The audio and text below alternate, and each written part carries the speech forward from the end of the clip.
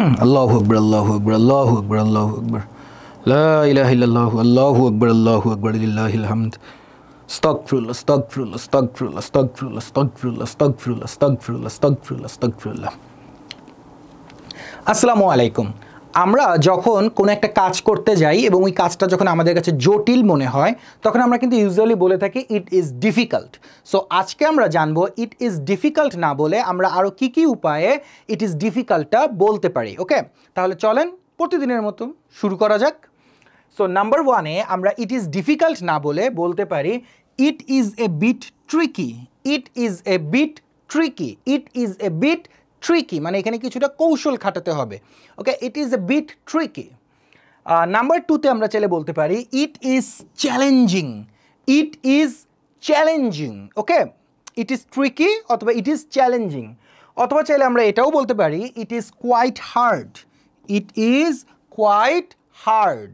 It is quite hard, এটা কিছুটা কঠিন। কোয়াইট মানে সম্পূর্ণ আর কি, এটা সম্পূর্ণ কঠিন। অথবা চাইলে আপনি বলতে পারেন ইট is a tough job for me. It is a tough job. It is a tough job. And number ফাইভে আপনি চাইলে বলতে পারেন ইট is beyond my ability. It is beyond my ability মানে কি? ইট ইজ বিয়ন্ড মাই এবিলিটি মানে হচ্ছে এইটা আমার ক্ষমতার বাহিরে। ইট is beyond my ability. Okay, it is rigorous. Rigorous মানে জটিল, কমপ্লিকেটেড। ইট ইজ রিগোরাস, বানানটা খেয়াল করেন,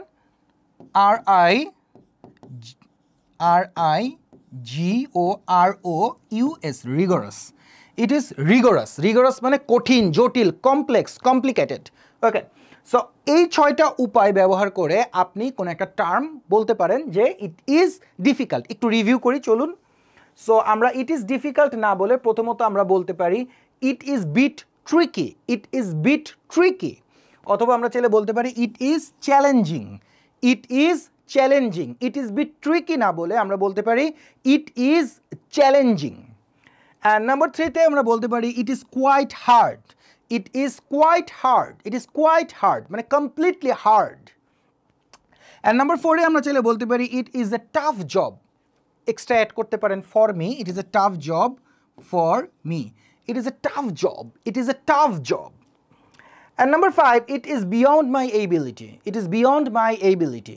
এটা আমার যদিও এখানে একটু শুনতে উইয়ার্ড লাগতেছে, এইবিলিটি আমরা বলে থাকি কি অ্যাবিলিটি, তাই না? ওকে, যাই হোক, it is beyond my ability, এটা আমার এবিলিটির বাহিরে। Okay, and number 6, it is rigorous. Rigorous মানে আমরা আগেও বলেছি জটিল, কমপ্লিকেটেড, কমপ্লেক্স।